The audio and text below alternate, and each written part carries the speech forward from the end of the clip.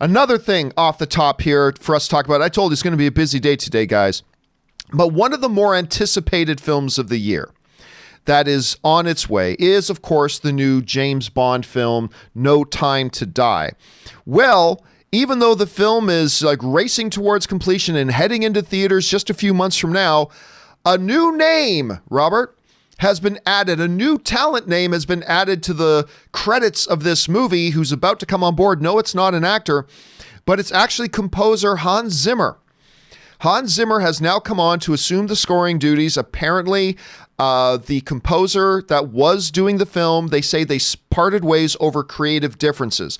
Let me translate that. The producers didn't like the music he was putting out.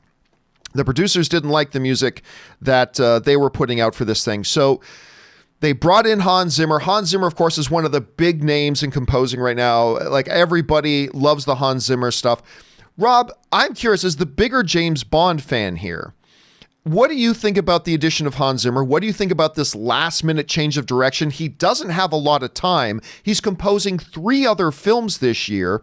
So, I mean, I don't know. As a Bond fan, is this exciting to you? Is this worrying to you? What are you thinking about this?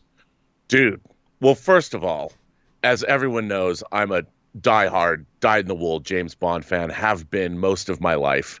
And when I made this comment on Twitter last night, I said another curveball's been thrown at the production, not because I dislike Hans Zimmer. I'm a huge Hans Zimmer fan, all the way back to Bernard Rose's movie Paper House that I think came out in like 88.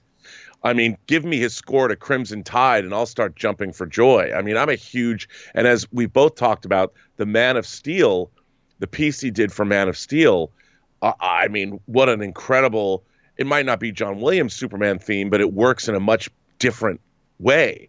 And I think giving him a Bond score is going to be, I can't wait to hear what he does for the gun barrel, you know, the da-na-da, da-na-da, da-na-da-na, because all the composers sort of change up the gun barrel music. Yep. I can't wait, dude. I am very, very excited. And what scares me is that movie comes out in the UK, the first day or two of April. And it's January.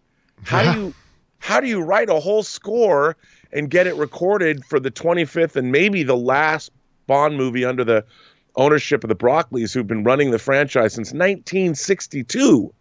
So I think Zimmer will knock it out of the park. They talked about he's going to bring in some of his collaborators maybe to help him write that score. I mean, I love what he did on the Dark Knight movies with where he did have collaborators. I think James Newton Howard. So I got to tell you, I think that Hans Zimmer would deliver a powerhouse score. I just don't know. My God, does he have the time? It's like a ticking clock. That's the whole thing to me. The whole thing to me is, look, no question, the addition of a name like Hans Zimmer is always good. That's not the issue. That's not the potential problem here. To me, this is concerning. It's right. And it's concerning because of all those things that these are not some tiny little issues that we can just gloss over and pretend like it's not a big deal. Zimmer is already committed to a number of other films this year.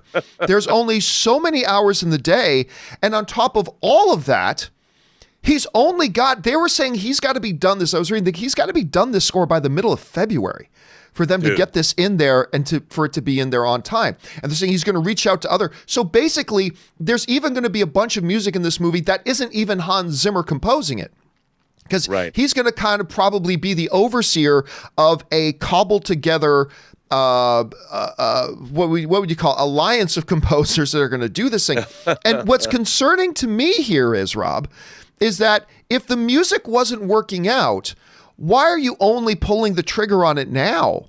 Like if you weren't digging the music and the music wasn't coming together, you should have at least pulled the trigger on this a little bit earlier to get whether it was a Hans Zimmer or another composer in here who would give them more time to work on it. So while it is great to hear Hans Zimmer is going to be working on this film, at the same time, I don't know that this is good news. I don't know this is good news when you consider all the circumstances. Yeah, I look, it's always tough. However, I always go back to the fact that Jerry Goldsmith was composing music for Star Trek: The Motion Picture 10 days before its premiere. Right. So, I mean, he was on a stage with an orchestra, and they were able to get that music in the movie. So, hey, what's 3.5 months? Come on. Between friends. Sure. Yeah, I don't know. It looks a little concerning. Question here is, guys, how do you feel about this? Are you just excited that the name Hans Zimmer's attached? Are you looking at the surrounding circumstances thinking this could be questionable? Maybe you don't think this is going to be any problem whatsoever. How are you feeling about this? Jump down to the comment section below and let me know your thoughts. All right.